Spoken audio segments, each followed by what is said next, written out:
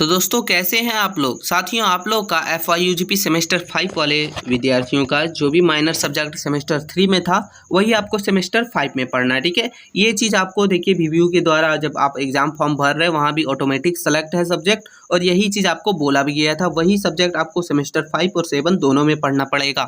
ठीक है, तो अगर आपका था माइनर या फिर है तो आपके लिए ये इम्पॉर्टेंट वीडियो है, क्योंकि इस वीडियो में हम मॉडल क्वेश्चन पेपर साथ ही साथ इम्पॉर्टेंट क्वेश्चन एग्जाम पैटर्न हर एक चीज़ देखेंगे। लेकिन उससे पहले आप इसका सिलेबस जरूर देख लें ताकि आपको अच्छे से समझ आ सके कि आखिर हमको पढ़ना क्या है। ठीक है, तो डिस्क्रिप्शन में लिंक है सिलेबस का, आप जाइए और देखिए आपका मेजर सब्जेक्ट क्या है वो भी कॉमेंट कर दीजिएगा ताकि उसका भी वीडियो अपलोड हो जाए। तो ये सेशन 22 से 26 वालों का VVU यूनिवर्सिटी। ठीक है, चलिए देखते हैं। ये भी टोटल आपका 100 मार्क्स का ही होगा एग्जाम। ठीक है, जैसे मेजर का होता है 4 क्रेडिट का ये भी रहता है, तो मेजर के बराबर ये है, इसको आप कम मत लीजिएगा। टोटल 75 का आपको एक्सटर्नल देना रहता है और 25 आपका कॉलेज में लिया जाता है, ये चीज़ आपको मालूम है। ठीक है, 3 घंटे का टाइम मिलेगा। लिखा है कि परीक्षार्थी यथासंभव अपने शब्दों में ही उत्तर दे, सभी प्रश्नों का उत्तर दे। देखिए दोस्तों, ये जो है 2 ग्रुप में रहता है, ग्रुप ए ग्रुप बी, यानी खंड का खंड खा। ठीक है, खंड का में टोटल 3 प्रश्न रहेंगे। प्रश्न 1 में आपको 5 ऑब्जेक्टिव रहेंगे, प्रश्न 2 और 3 ये आपको रहेंगे 5-5 मार्क्स के। ठीक है, तो चलिए हम लोग एक एक करके देखते हैं, तब आपको ज़्यादा समझ आएगा। तो देखिए पहला क्वेश्चन हो जा रहा है, बोल रहा है निम्न सभी प्रश्नों का उत्तर एक शब्द या एक वाक्य में दें। तो पहला क्वेश्चन में आपको 5 ऑब्जेक्टिव प्रश्न देखने को मिलेंगे। चलिए हम लोग देखते हैं एक एक करके। जितने भी क्वेश्चन है सिलेबस से है, इंपॉर्टेंट है, तो ये चीज़ आप जरूर कंप्लीट कर लीजिएगा। तो ये पहला क्वेश्चन हो जाता है कि भारत में तुर्क शासन की स्थापना कब हुई। मोस्ट इंपॉर्टेंट क्वेश्चन है और आपको जरूर पता होगा क्योंकि सिलेबस का मुख्य भाग है ये, आप पढ़ रहे हैं तो आपको पता ही होगा। खा है इसका, यानी कि दूसरा क्वेश्चन बोल रहा है कि कुतुबुद्दीन ऐबक ने भारत में किस शहर को अपनी राजधानी बनाया था या फिर बनाया। ठीक है, तीसरा है दोस्तों क्वेश्चन, बोला कि अलाउद्दीन खिलजी का शासनकाल कब से कब तक था, यानी कि अलाउद्दीन खिलजी जो थे वो कब से कब तक शासन किए थे। ठीक है, फिर आगे दोस्तों तुगलक वंश का प्रथम राजा कौन था, तो ये भी एक इम्पॉर्टेंट क्वेश्चन है, इम्पॉर्टेंट है। ठीक है, फिर आगे लास्ट हम लोग का क्वेश्चन है, बोल रहा है कि 1398 में जब तैमूर ने भारत पर आक्रमण किया तो दिल्ली सल्तनत के सुल्तान कौन था। तो ये भी इम्पॉर्टेंट क्वेश्चन में से एक है। तो मतलब पांचों का पांचों आप जरूर से जरूर कर लीजिएगा, बहुत ज़्यादा इंपॉर्टेंट है। वैसे आपको अलग से इसका इम्पॉर्टेंट क्वेश्चन मिलेगा, ऑब्जेक्टिव सब्जेक्टिव दोनों। ठीक है, चलिए दूसरा क्वेश्चन हो जाता है, दूसरा तीसरा 5-5 मार्क्स के लिए, ये चीज़ आप ध्यान रखिएगा। ठीक है, तो दूसरा क्वेश्चन है, बोल रहा है कि दिल्ली सल्तनत की स्थापना में मोहम्मद गौरी की भूमिका का वर्णन कीजिए।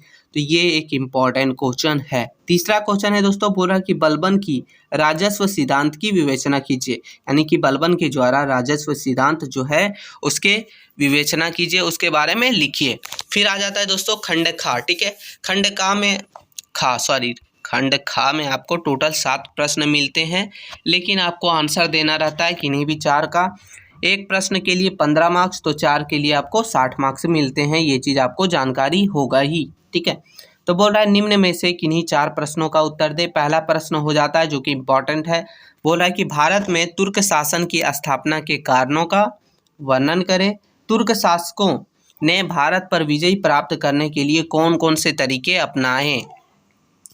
देखिए ये सब जो क्वेश्चन है दोस्तों आपको थोड़ा सा घुमा के पूछ सकता है, लेकिन क्वेश्चन ऐसा ही पूछेगा क्योंकि ये सब क्वेश्चन बहुत इंपॉर्टेंट है, इसलिए आपको मॉडल क्वेश्चन पेपर जरूर से जरूर कंप्लीट कर लेना है। ठीक है, अगला क्वेश्चन हम लोग का हो जाता है क्वेश्चन नंबर 5। वहाँ बोल रहा है कि कुतुबुद्दीन ऐबक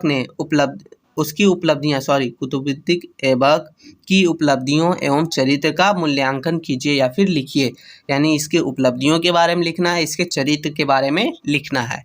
फिर अगला क्वेश्चन हम लोग का क्वेश्चन 6 है, बोल रहा है कि अलाउद्दीन खिलजी की राजस्व व्यवस्था एवं बाजार नीति का वर्णन कीजिए, यानी कि उसके द्वारा जो राजस्व व्यवस्था दिया गया था और उसके द्वारा उसका जो बाजार नीति था वो कैसा था, क्या है, ये सभी चीज़ों को आपको लिखना है एकदम संक्षिप्त में। ठीक है, 7वां क्वेश्चन है, बोला कि मोहम्मद बिन तुगलक के चरित्र एवं नीतियों का मूल्यांकन कीजिए, ये भी मोस्ट इम्पॉर्टेंट क्वेश्चन में से एक है।